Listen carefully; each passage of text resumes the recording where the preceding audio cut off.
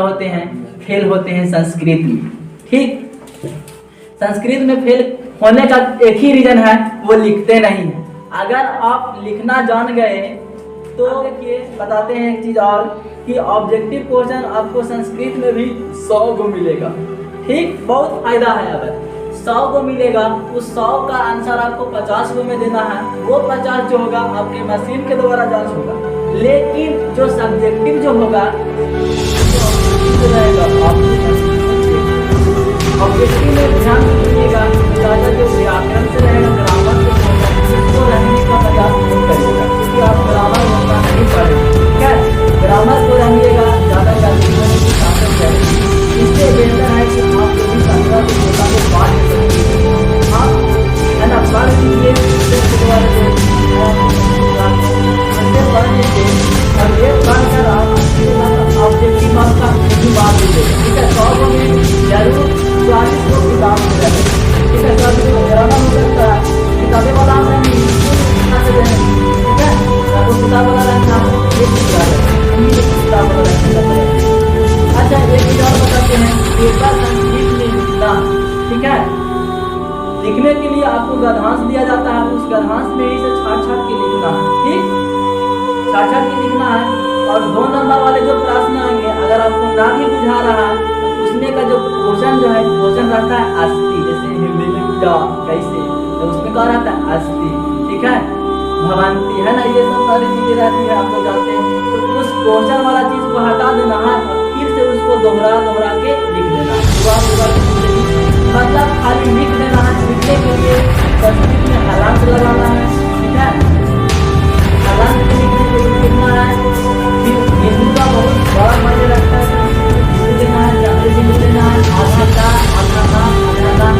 आधा ये सब अगर आप पूरा करना सीख गए, ठीक है, उसमें और बाद में उसमें करना सीख गए तो बहुत अच्छा हम जब संस्कृत के परीक्षा में रहेंगे, ठीक है,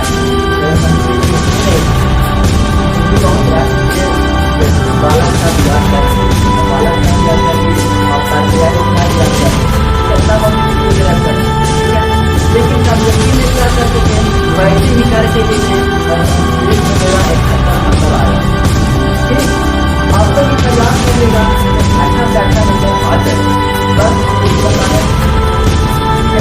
और हिंदी भी देता है, कौन था कि फिर क्वेश्चन पूछ देगा कि दयानंद मूर्ति पूजा के विरोधक कौन थे, इसको लिखे। ऐसा ऐसा सब हिंदी में भी लिखने के लिए आता है संस्कृत में, ये नहीं कि सब संस्कृत में रहेगा। ठीक है, तो संस्कृत पे ध्यान देना है। 100 नंबर वाले क्वेश्चन पे बहुत ज्यादा ध्यान देना है। एग्जाम हॉल में एक भी प्रश्न को छोड़ना नहीं है।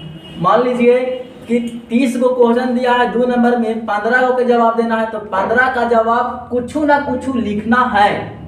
देखिए, जब लिख दीजिएगा तो उसका फर्ज रहेगा कुछ ना कुछ नंबर देने का, लेकिन नहीं लिखेगा तो वो किस हक से दे सकता है, आपको नहीं दे पाएगा, है ना। वो भी बेचारा जो चेकर रहेगा मजबूर हो जाएगा, है ना, कि हम किस हिसाब से क्या करें, किस हिसाब से नंबर दे। उसके ऊपर भी तो कोई व्यक्ति बैठा है, उसके ऊपर भी तो शासन है, प्रशासन है, तो इसलिए कुछ ना कुछ लिखेगा तो उसका भी एक वजह बन जाएगा और वो दिखा सकता है फलाना आदमी को, देखिए ये बच्चा लिखा था तभी हम नंबर दिए हैं। ठीक है, तो कुछ ना कुछ लिखने का, हर दिन पेपर को खाली छोड़ना नहीं है। जो क्वेश्चन याद है सो भी बनाना है और जो नहीं याद है सो भी बनाना है। दूसरी बात, जो क्वेश्चन याद है उसमें से हमें 10 को कम से कम कंफर्म हमको याद है। अब उस 10 क्वेश्चन को याद है तो क्या करना है, आपको 2-4 को आगे लिखना है। ठीक है, दम बढ़िया से दम जो याद है से उसको आगे वाला मेन पेज पे लिखना है। ठीक, आगे 2-4 क्वेश्चन को लिखना है। उसके बाद बीच में जो आपको जो सोच को जो लिखना है ना, उस चीज को आप बीच में हटाइएगा। ठीक, और जो आपको फिर जो बच गए, मान लीजिए 4 को लिख दीजिए इधर, ठीक है, या 5 को इधर लिख दीजिए। जो 5 को और आपको बढ़िया तरीका से याद है उसको कहाँ लिखना है, तो पीछे वाला पेज में लिखना है। बीच में जो चेकर होता है उसको भी बढ़िया से ध्यान नहीं देता है, बस आपको लिखावट को देखेगा, लिखा हुआ है नंबर बैठाते चला जाएगा, क्योंकि उसको पैसा कमाना है। ठीक, एक कॉपी पे 4-5 रुपया ऐसे मिलता है चार्ज करने में, 10 रुपया। तो लास्ट वाला पेज में और बीच वाला पेज में वही क्वेश्चन आपको लिखने हैं जो आपको दम कंफर्टेबल तरीके से, अच्छे तरीके से याद है। ठीक, उसके बाद हम लोग समझते हैं कि लिख देने के बाद एग्जाम हॉल में आपको अब लास्ट जब समय बचेगा, फिर घंटी बचेगा तो OMR ले लिया जाएगा। एक बार फिर लास्ट बचेगा तो वो चेकर बोलते रहता है कि आपका समय इतना हो गया, इतना देरी बाद आपको ले लिया जाएगा।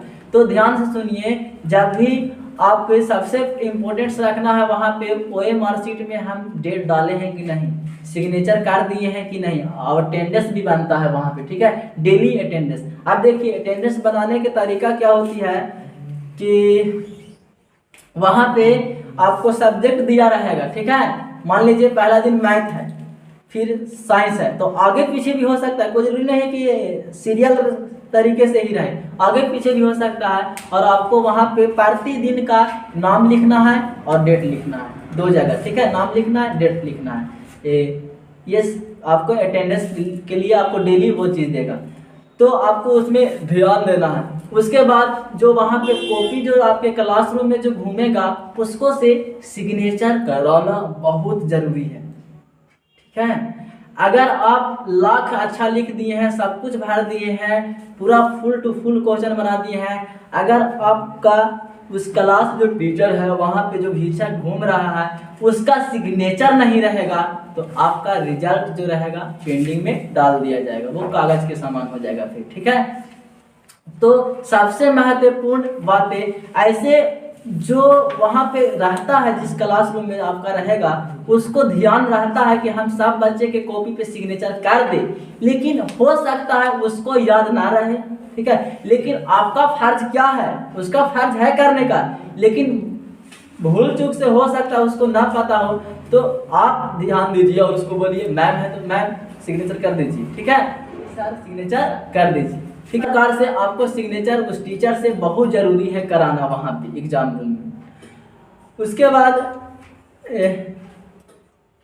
सिग्नेचर कराने के बाद क्या है कि जब एग्जाम आपको कॉपी जब भी बोले कि इतना मिनट बाद कॉपी ले लिया जाएगा, तो आप क्वेश्चन मान लीजिए लिख रहे हैं, वो बोल रहा है कि इतना देरी बाद कॉपी ले लिया जाएगा, तो आप उस क्वेश्चन को छोड़ दीजिए, मत लिखिए।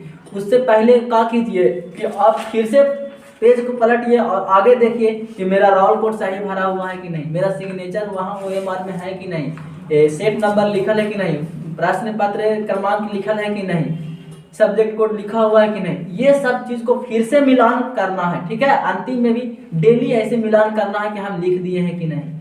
ठीक है, अगर ऐसे नहीं करिएगा, पता चला कि आकबक में क्वेश्चन बनावे के चक्कर में हम एक चीज़ सिग्नेचर नहीं किए हैं, तो क्या हो जाएगा, आपका पेंडिंग हो सकता है। दूसरी बात, सिग्नेचर कैसे करना है, सिग्नेचर आपका वही रहेगा जो आप एडमिट कार्ड में आपका सिग्नेचर है, फोटो के नीचे आप सिग्नेचर किए हैं वो एडमिट कार्ड में है। अच्छा, वहाँ भी जो आपको उत्तर पुस्तिका जो मिलेगा लिखने के लिए और जो OMR मिलेगा उसके नीचे फोटो, उसमें फोटो रहेगा अंकित, आपका छपा हुआ प्रिंटेड फोटो आएगा और उस फोटो के नीचे आपका सिग्नेचर रहेगा। तो वही सिग्नेचर अगर आप हिंदी में किए हैं तो हिंदी में करिएगा वहाँ पे। ठीक है, डेली इंग्लिश में किए हैं तो इंग्लिश में करिएगा, और जिससे जैसा सिग्नेचर है वैसा ही करिएगा, डिफरेंट नहीं होना चाहिए। ठीक, डिफरेंट होने के वजह से भी आपको कठिनाइयों को सामना करना पड़ सकता है।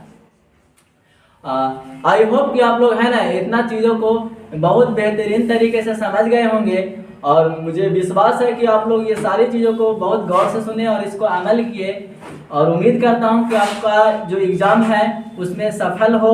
इस सारी चीज़ों को ध्यान में रखिएगा और आपका एग्ज़ाम अच्छा से अच्छा सफल बने, और आपका एग्ज़ाम है ना गॉड से प्रार्थना है कि आपका एग्ज़ाम बहुत बहुत बेहतरीन होने पाए, ये मेरी गॉड से रिक्वेस्ट है, प्रार्थना है। और हम समय है ना फिर से मिलेंगे अगले नेक्स्ट समय में। ठीक है, तब तक के लिए जय हिंद।